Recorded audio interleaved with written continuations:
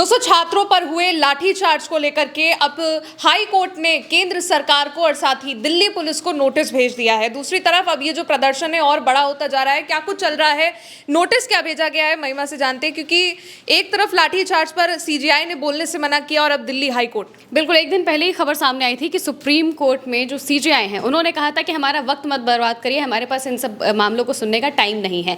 दूसरी तरफ जो हाई कोर्ट है, दिल्ली का हाई कोर्ट, वहां पर पीआईएल दाखिल की जाती है। अलग अलग मामले इसी लाठीचार्ज से जुड़े होते हैं और इन सबको जो क्लब करके दिल्ली हाई कोर्ट में इस पर सुनवाई होती है। और सुनवाई के दौरान बाकायदा जो जज हैं वो इस पूरे मामले को काफ़ी गंभीरता से लेते हैं और ये कहते हैं कि केंद्र सरकार और जो दिल्ली की पुलिस है, दोनों से जवाब मांगा जाता है। 4 हफ्ते का टाइम दिया गया है दोनों को जवाब देने के लिए। और वहीं दूसरी तरफ जितने भी सबूत हैं, जैसे कि सीसीटीवी फुटेजेस हैं और बाकी के जो वीडियोज़ हैं, इन सबको सुरक्षित रखने के लिए कहा गया है हाई कोर्ट की तरफ से। वहाँ पर क्या कुछ हुआ कोर्ट रूम में ये बताएं अगर, तो दिल्ली हाई कोर्ट ने प्रदर्शनकारियों पर पुलिस कार्रवाई और लाठीचार्ज की याचिका पर सुनवाई की थी। इसमें सोनम वांगचुक को जब जबरन लेकर जाया गया था उस मामले पर भी याचिका थी, लेकिन जो मेन हमारी बात थी, पीआईएल थी, वो इसी लाठीचार्ज के मामले को लेकर ही सुनवाई की जा रही थी। इसमें केंद्र सरकार और दिल्ली पुलिस को सीधे नोटिस भेजा गया, उनसे जवाब मांगा गया है। जवाब के लिए हाईकोर्ट ने 4 हफ्ते का टाइम दिया है, यानी कि दिल्ली पुलिस और केंद्र सरकार दोनों को अपना जवाब 4 हफ्ते के अंदर अपना जवाब दाखिल करना पड़ेगा।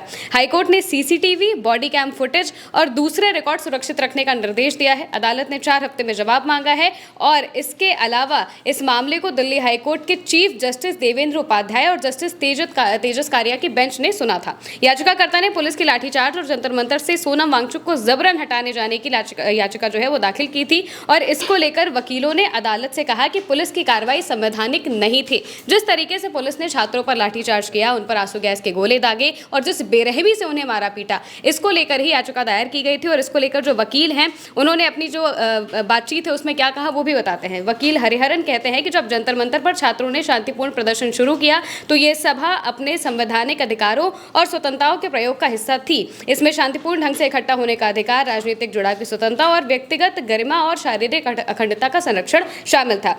इसके बाद वो कहते हैं कि सरकार की किसी भी कार्रवाई का मूल्यांकन उसकी मनमानी और औचित्य के आधार पर किया जाना चाहिए, लेकिन इसके बाद जो घटनाएं सामने आई वो बेहद चिंताजनक थी। प्रदर्शनकारियों के साथ कथित तौर से अत्यधिक बल प्रयोग और बर्बरता की गई। इस पर जो चीफ जस्टिस हैं वो अपनी बात कहते हैं और इस दौरान वो कहते हैं कि चीफ जस्टिस ने रामलीला मैदान मामले के फैसले का उल्लेख करते हुए कहा कि अगर ऐसे मुद्दे जनहित याचिका पीआईएल में उठाए जा रहे हैं तो हर व्यक्ति को अलग अलग एफआईआर दर्ज कराने के लिए कहना उचित नहीं हो सकता। अगर ये किसी एक व्यक्ति की अलग घटना होती तो स्थिति अलग होती, लेकिन यह मामला वैसा नहीं दिखता है। केंद्र सरकार की ओर से क्या कहा गया था उसमें अगर हम बात करें तो वो बताते हैं कि धारा 144 के तहत रोक आदेश लागू था और इस वजह से उन्होंने बल प्रयोग जो है वो इस तरीके से किया। एएसजी राजू कहते हैं कि जिन लोगों की पिटाई हुई है या फिर जिनके साथ कथित तौर पर मारपीट हुई है वो सामने नहीं आए हैं। इन याचिकाओं पर नोटिस जारी करने की भी जरूरत नहीं है। ये ऐसा मामला नहीं है जिसमें नोटिस जारी करने की जरूरत हो। ये याचिका लाइमलाइट पाने के लिए है, लेकिन कानून के तहत इस पर सुनवाई नहीं हो सकती। मैं इस बारे में निर्देश लेना चाहता हूं। यानी कि जो सरकार के वकील है वो बताते हैं कि ये जो याचिकाएं दाखिल की जा रही हैं लाठीचार्ज को लेकर, ये सिर्फ और सिर्फ लाइमलाइट लेना चाहते हैं। ये बहुत गंभीर मामला नहीं है। छात्रों पर लाठीचार्ज हुआ, कई के सिर फूट गए, एक लड़की अभी भी वेंटिलेटर पर है, लेकिन ये गंभीर मामला नहीं है, ऐसा सरकार की तरफ से कहा जा रहा है, उनके वकीलों की तरफ से कहा जा रहा है। लेकिन जो चीफ जस्टिस हैं हाईकोर्ट के, उन्होंने इस मामले को काफ़ी गंभीरता से लिया।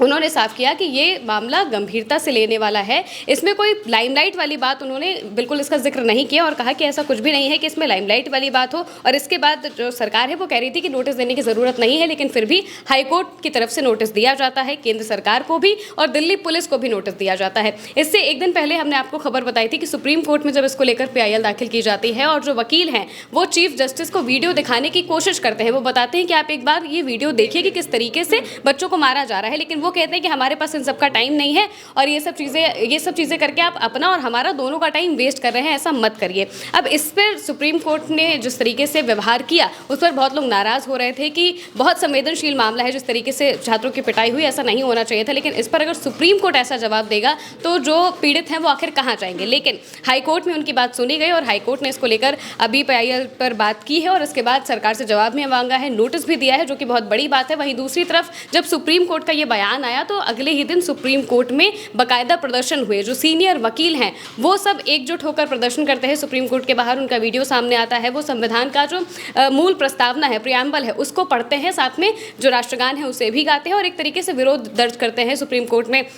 जो बातें की गई उसके खिलाफ, और वहीं दूसरी तरफ छात्रों के खिलाफ जो मारपीट की गई थी उसके विरोध में वो अपना जो प्रदर्शन है वो दर्ज करते हैं और ये बताते हैं कि छात्र के साथ जो मारपीट हुई वो काफ़ी गलत है। इस तरीके से वो सुप्रीम कोर्ट में प्रदर्शन करते हैं। यानी कि अगर देखा जाए तो कुल मिलाकर अलग अलग जो सेक्ट्स हैं वो सभी एक तरीके से छात्रों के सपोर्ट में आ रहे हैं, और जो बात सुप्रीम कोर्ट ने कही उसको खारिज करते हुए एक तरीके से हाई कोर्ट ने इस पूरे मामले पर सुनवाई की और काफ़ी गंभीरता से इस मामले को लिया, जो कि बहुत ज़रूरी भी था। एक तरफ राज्य सरकार की तरफ से कहा जा रहा था कि इसमें कोई बड़ी बात नहीं है या फिर गंभीरता वाली बात नहीं है, जिन लोगों की पिटाई हुई वो सामने नहीं आए हैं, लेकिन इस पर ही हाईकोर्ट ने कहा कि ज़रूरी नहीं है कि इस पर एक एक एफआईआर कोई पर्सनली करवाए। ये एक जनहित याचिका है, क्योंकि इतने सारे लोग वहां पर थे, तो एक एक व्यक्ति अपनी ये जो एफआईआर है वो दर्ज ना भी कराए। अगर पीआईएल भी दर्ज की गई है, यानी कि जनहित याचिका भी दर्ज की गई है, तो उस पर भी सुनवाई होना बहुत ज़रूरी है और काफ़ी गंभीरता से इस पर सुनवाई हुई भी हाईकोर्ट में। जज ने काफ़ी अच्छे से पूरी बातों को सुना और इसके बाद उन्होंने केंद्र सरकार और जो राज्य सरकार है दोनों को नोटिस भेजा है। वहीं दूसरी तरफ अगर जंतर मंतर के प्रदर्शन की बात करें तो प्रदर्शन लगातार 20 जुलाई के बाद से तीसरे दिन भी जारी है। बीती रात कुछ घटनाएं हुई थी जिनमें मारपीट की बात सामने आ रही थी, लेकिन मौजूदा वक्त में बिल्कुल शांतिपूर्ण तरीके से प्रदर्शन चल रहा है। दूसरी तरफ सरकार कह रही है कि हम बात करना चाहते हैं, वो जो बच्चे हैं आए हमसे बात करें, लेकिन जो सीजेपी है उनकी तरफ से कहा गया है कि अब सरकार को सामने आकर हमसे बातचीत करनी चाहिए, क्योंकि 20 जुलाई को जिस तरीके से सरकार का रवैया था, उन्होंने कहा कि हम बात करेंगे और इस बीच प्रदर्शन के बीच फंसा लिया गया और फिर काफ़ी बच्चों के साथ मारपीट हुई और इस सबकी वजह से जो अभी वो लोग हैं वो ये बात कह रहे हैं कि हमें सिर्फ इस्तीफा चाहिए, हमें आश्वासन दीजिए, हम बार बार बात करने जाएंगे नहीं, अब अगर बात करनी है तो आपको यहाँ पर आके बात करनी पड़ेगी। इस वजह से मौजूदा वक्त में अगर देखा जाए तो जो प्रधानमंत्री हैं उन्होंने पोस्ट भी किया था, सुबह पोस्ट करके उन्होंने कहा था कि जो पूरा मामला है, पेपर लीक का जो मामला है, उस पर दोषियों के खिलाफ जल्दी कार्रवाई हो, इसके लिए हम फास्ट ट्रैक कोर्ट का गठन करेंगे और उसके तहत कार्रवाई करवाएंगे। लेकिन इसके बावजूद जो छात्र हैं वो एक ही बात पर अड़े हुए हैं कि हमें धर्मेंद्र प्रधान का इस्तीफा चाहिए, हमें बाकी किसी चीज़ से मतलब नहीं है। दूसरी तरफ हाईकोर्ट भी एक तरीके से अब छात्रों के सपोर्ट में आ चुका है और उन्होंने साफ तौर से जो याचिका है वो उस पर सुनवाई करने के बाद नोटिस जारी किया है। देखना होगा सरकार क्या जवाब दाखिल करती है और इस मामले में आगे क्या सुनवाई होती है। बिल्कुल, जैसे कि जो तस्वीरें सामने आई दिल्ली से, जितना भी प्रोटेस्ट हुआ उसमें जिस तरीके से लाठी चार्ज हुआ, आंसू गैस के गोले दागे, कई जगहों पर जिक्र है कि पैलेट गन का इस्तेमाल भी किया है, जिससे एक लड़का है उसको काफ़ी ज़्यादा चोटें आई हुई हैं। और इसी सब वीडियो को लेकर के, इन्हीं तस्वीरों को लेकर के दिल्ली हाई कोर्ट में याचिका दायर हुई कि अब इस पर सुनवाई होनी चाहिए, इस पर एक्शन होना चाहिए, क्योंकि जिस तरीके से पुलिस ने लाठी चार्ज किया वो गलत है।